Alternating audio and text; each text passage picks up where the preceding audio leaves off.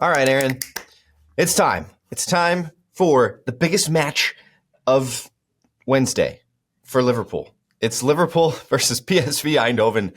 It's the match we've all been waiting for. And actually, in all seriousness, I think this is one of the most difficult starting 11s to predict because there's two questions, right? There's a fork in the road for Arne Slot here. Does he really want to win this game and go 8 for 8 in the Champions League group phase? Or does he want to save the squad just a bit for Bournemouth at the weekend? As we know, Bournemouth do not have a midweek game, so they have a full week's rest. Liverpool have to travel away to PSV and play in the Champions League.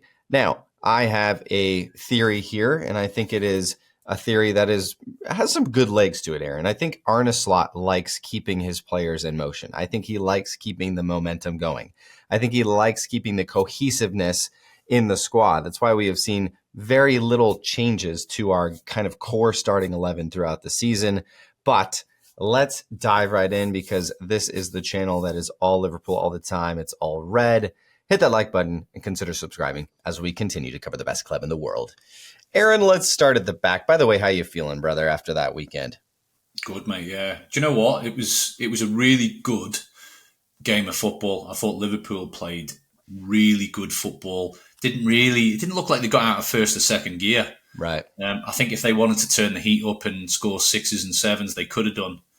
I think they'll feel slightly aggrieved that they gave that maybe two really poor chances away, actually, where Alisson made that really good save from that header. Yeah. And then a few minutes after that, we conceded from a set piece. Yep. I think he'll be disappointed with that. And I'm a little bit disappointed, actually. I would have liked to have seen another clean sheet. 4-0 is a great score, plus it's what I predicted. I know. It could have been anything. I think we just took our feet off the gas, and I just think we cruised.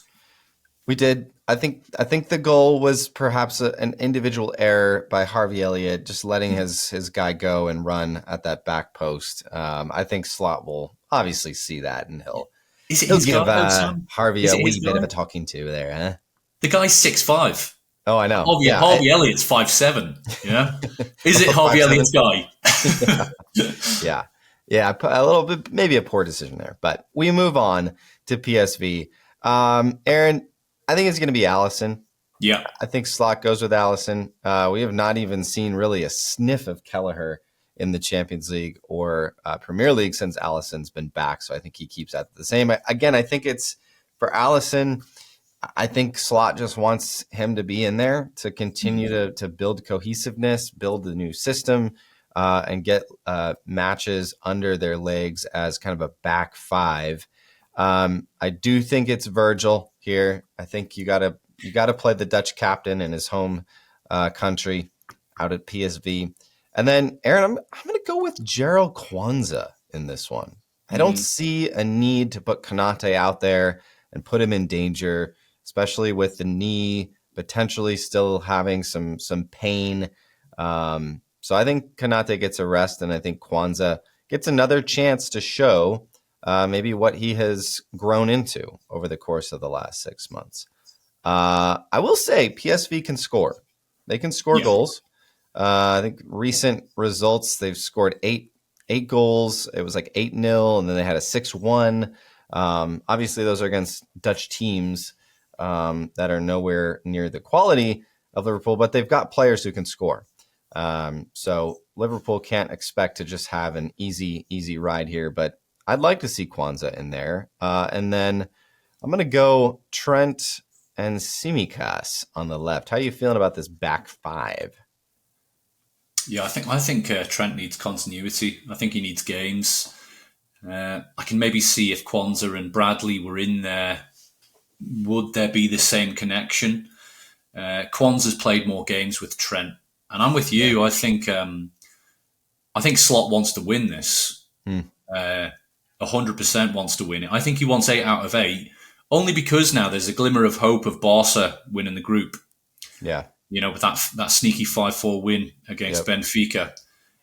I think he goes, listen, I like that back five. Tsimikas is in there to give Robbo a rest. Yeah. I thought Robbo did really well the other day. I thought he played pretty well. Yep. And I'd like to see Robbo fit for the weekend. Yep. So yeah, Canate and Robbo are, for me, they're the two that, you know what, they just need to be wrapped in cotton wool a little bit, Yep. ready for that game at the weekend. It's going to be a Yep. sort of heavy impact football. Yeah.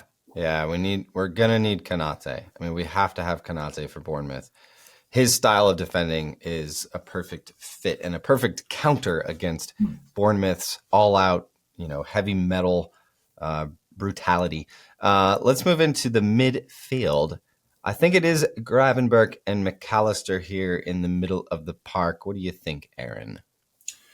I don't know whether or not there's many options, to be fair, because I think Curtis Jones has still got a knock. Yeah.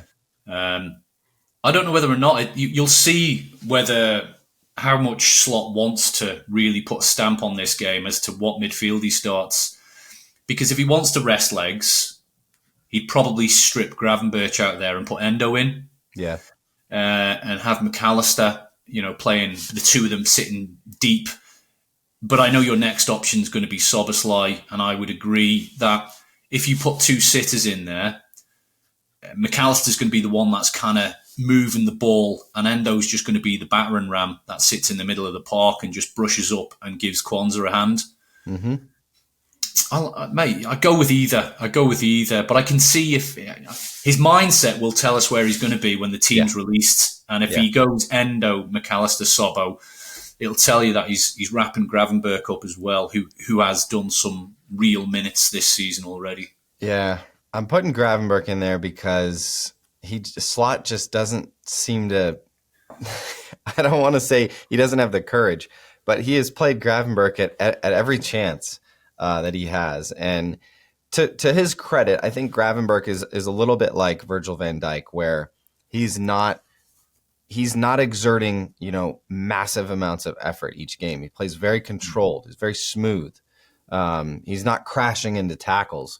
That's the difference between Van Dijk and Kanate. Kanate is the bruiser. Kanate is going to go and smash somebody. Endo's the same way. But Gravenberch and Van Dijk are very similar in that they're very smooth. The way that they play doesn't really warrant that, smashing, just getting in there and putting your body on the line. So I think Gravenberch has that style, maybe that just lends itself to more longevity on the field. I'd really like to see Soboslai again in this one. I think he's just been playing so well. I want to keep that momentum going and continue to see him, get better every week, because we're seeing that. I mean, he's been incredible this past month, and long may it continue, because Soboslai is one of those guys for me that if Slot fully unlocks his potential, I mean, that is just a massive position and a massive player for Liverpool, not just this season, but beyond. I mean, if he can play to his potential, it's going to be super dangerous. Let's move to the front three, Aaron. It's just hard to see Salah being benched for this one. He just rarely is. Again, another one of those guys that Slot just seems very comfortable to continue to play every single game, every single important game. And then does he go Gakpo? I think he's got to, right? Just given the history here. Come on. Gakpo, I mean, that's a tough pick because he's an ex PSV guy, isn't he? Yeah. Gakpo. So, I mean, have a little bit more energy in that one, right? This is, I would play Gakpo for one reason and one reason only. The guy is scoring goals at the moment. Yeah. He is scoring fairly consistently. So I would play him on that basis, not because it's his ex-club or anything like that or to make a statement. But you know what? I don't know whether Slot has just got something against picking Chiesa at the moment, but I'd like to see Chiesa in this game. And I'd like to see him playing there instead of Gakpo and resting Gakpo and Diaz and giving them 20 minutes at the end of the game for, Chiesa and Nunes. Yeah.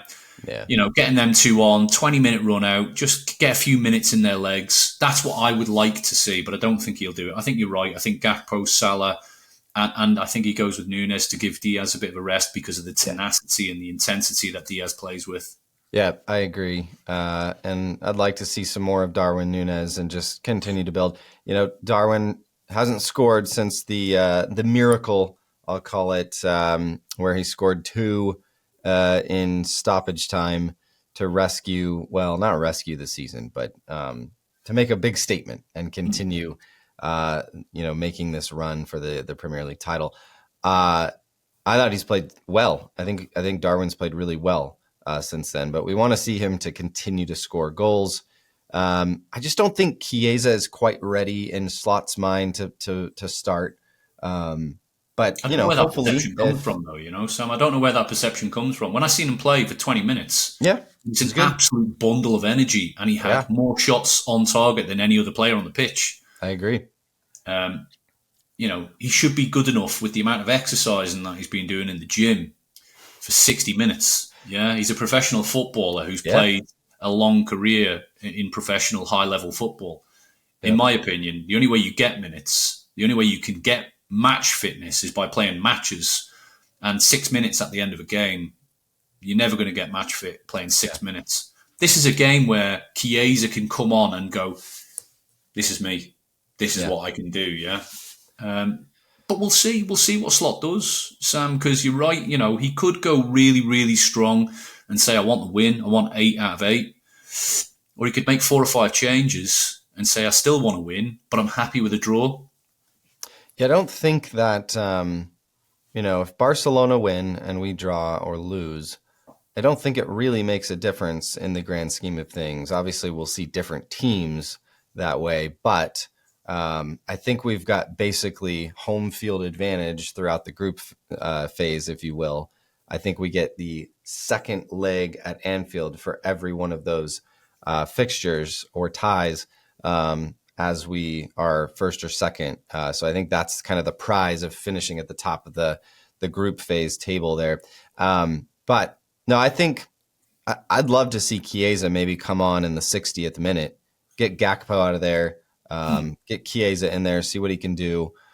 Same thing with the likes of maybe a Harvey Elliott, and maybe get Endo on there, get Gravenberch out of there. I think maybe the similar game plan to what we saw at the weekend, but maybe just a little bit more time for some guys up front. So we'll see what Slot has in mind. Aaron, what are you thinking for a score prediction in this one? Away from home, Sam, this is a tough one. And I'll be honest with you, very rarely I would go for a draw. But I just feel the focus will be on the weekend. I think, I'm not scared of Bournemouth in any way, shape or form, and we shouldn't be scared of Bournemouth. We've beat them 3-0 this season already. We have a very good record against Bournemouth. Yeah. But the players are only human. They will have their eyes on it because they know it's a big weekend with Man City coming up for Arsenal. It's a huge weekend. Huge. I'm going to go for 1-1. 1-1. All right. And 1-1 we would finish top. Possibly. No, we would.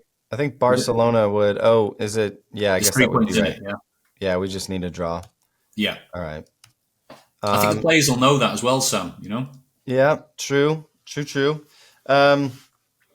1-1, that's fair. I think in my head, if I was just going to go with the first thing that popped into my head, I would actually say 3-1 to the Reds, because I think they will be able to score in this one. And I think PSV will be able to score as well. And we don't look super confident in getting clean sheets at the moment, but we'll go with your conservative pick here, Aaron, of 1-1. Oh, you were so close to getting that 4-0 prediction correct at the weekend. That would have been very impressive. But we'll leave it at that. Let us know what you think in the comments. What do you think of our starting 11? What do you think of our score predictions? Get them in below. And as always, up the Reds.